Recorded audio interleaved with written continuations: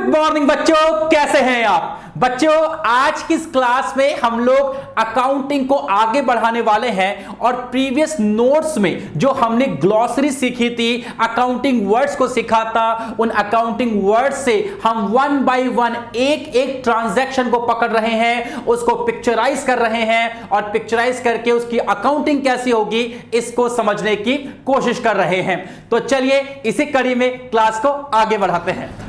तो बच्चों देखिए, जैसा कि मैंने यहां पे एक एप्पल का लैपटॉप लगाया है, आपको दिख रहा होगा। हमारे पास में ऑफिस है, ऑफिस में हमारे पास एम्प्लॉइज है। तो एम्प्लॉइज काम कैसे करेंगे? एम्प्लॉइज या तो डेस्कटॉप पे काम करेंगे या लैपटॉप पे काम करेंगे। तो हमने क्या किया, हमारे बिजनेस में एक लैपटॉप हमने परचेज किया। जब हमने लैपटॉप परचेज किया तो लैपटॉप मेरे लिए क्या है? मेरी एसेट है, राइट। तो यहां पर फिर से हमारे जो अकाउंट बनेंगे, एक तो मेरे पास क्या हो गया, एक मेरे पास यहां पर लैपटॉप हो गया, तो मैं लिखूंगा लैपटॉप अकाउंट, लैपटॉप अकाउंट। और दूसरा जो मैंने कैश में पेमेंट किया होगा उस चीज का, तो दूसरा बन जाएगा आपके पास में कैश अकाउंट। अगर मैंने पेमेंट इसका कैश में किया है तो कैश अकाउंट बन जाएगा, और अगर मैंने पेमेंट बैंक से किया है यानी चेक काटा है, गूगल पे किया, पेटीएम किया, या फिर और भी किसी तरीके से मैंने ऑनलाइन पेमेंट किया है, तो यहां पर बैंक अकाउंट आ जाएगा। अच्छा बच्चों, जो लैपटॉप है ना, लैपटॉप देखो, जो भी हमारे बिजनेस में जैसे प्रिंटर हो गया, लैपटॉप हो गया, या जो भी सारी चीजें जो बिजनेस को इलेक्ट्रॉनिकली सपोर्ट करती है, उन सभी को हम लोग ऑफिस इक्विपमेंट की कैटेगरी में डाल देते हैं। तो मैं यहां पर इस लैपटॉप को भी जो है वो office equipment, EQUIPMENT, office equipment की कैटेगरी में मैं इसको यहां पे डाल रहा हूं। ओके, अब चूंकि है तो मेरे लिए एसेट ही, और अगर एसेट है मेरे लिए ये, तो एसेट हमारे लिए इंक्रीज हो रही है, क्योंकि हमारे पास पहले बिजनेस में लैपटॉप नहीं था, लेकिन अब लैपटॉप आ गया। तो जो एसेट है वो इंक्रीज हो रही है, और जब जब एसेट इंक्रीज होती है तो उसको डेबिट किया जाता है। कैश भी जो है मेरे लिए वो क्या है? एसेट ही है मेरे लिए। और यहां पर कैश चूंकि जा रहा है, कैश कम हो रहा है, तो यहां पर कैश जो है वो क्रेडिट हो जाएगा, क्योंकि मेरी एसेट जो है वो कम हो रही है। अब मैं यहां पर एंट्री पास करूंगा, और एंट्री आपको समझ में आई गई होगी। तो बच्चों एंट्री पास होगी हमारे पास यहां पर office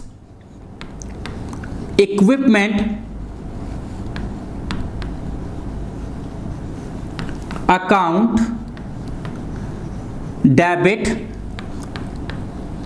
to cash account, right बच्चों। और मान लीजिए हमने ये लैपटॉप जो है वो 1 लाख रुपए का परचेज किया है, तो यहां पर अमाउंट हो जाएगा 1 लाख डेबिट में, और 1 लाख रुपए जो है वो क्रेडिट में अमाउंट चला जाएगा। अब हम लोग आगे बात करते हैं और आगे चीजों को देखते हैं। हमारा जो अगला टॉपिक है वो है परचेज रिटर्न।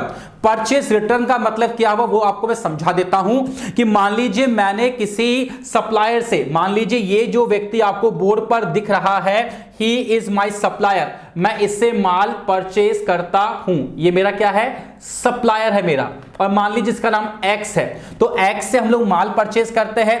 हमने कुछ माल इससे परचेज किया, और मान लीजिए वो माल जो था वो कुछ डिफेक्टिव था या माल खराब था, और किसी भी कारण से मान लीजिए मैंने उसमें से कुछ माल वापस कर दिया। एग्जांपल लेके चलते हैं कि मान लीजिए हमने 1 लाख रुपए का माल परचेज किया था, और मान लीजिए इसमें से हमने 20,000 रुपए का जो माल है वो वापस कर दिया कि भैया माल खराब है, या माल जितना हमने मंगवाया था उससे ज्यादा आपने भेज दिया। रीजन कुछ भी हो, परचेज को हमने क्या कर दिया? रिटर्न कर दिया। तो बच्चों जब मैंने बताया था आपको, मैंने कहा था कि परचेज हमेशा क्या होती है आपके लिए? एक्सपेंस होती है। जब परचेज किया तो एक्सपेंस था, तो जब परचेज रिटर्न करेंगे तो वो आपके लिए इनकम बन जाएगी, और उसको आप इनकम की तरह ट्रीट करेंगे, यानी उसको आप क्या करेंगे? उसको आप क्रेडिट करेंगे। और दूसरी बात, जो ये आपका क्रेडिटर है जिससे आपने माल परचेज किया, जहां पहले मुझे इसको 1 लाख रुपए पे करने थे, अब मुझे इसको जो है वो 80,000 रुपए ही पे करने पड़ेंगे।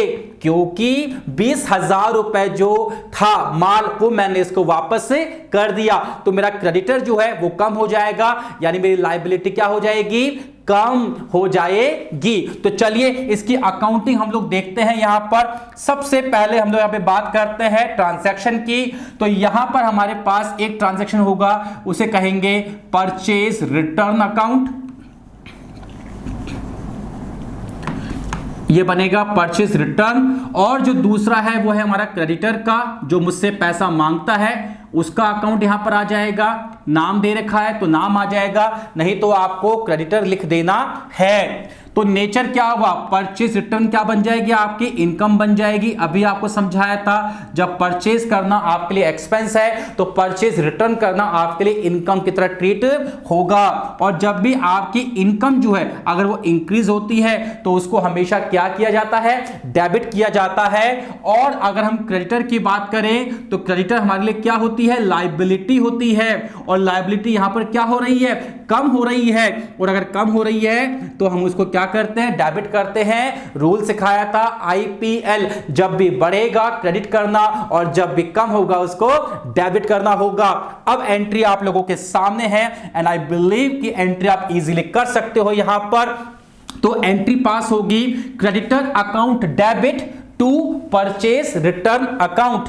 तो यहां पे हम लोग एंट्री पास करेंगे, creditor account debit to purchase return account. और हमने कितने रुपए का माल वापस किया है, हमने 20,000 रुपए का माल वापस किया है। तो यहां पर अमाउंट आ जाएगा 20,000 रुपए का। तो ये हो गया आपके पास 20,000 रुपए। तो हमने ये एंट्री पास कर दी है परचेज रिटर्न की।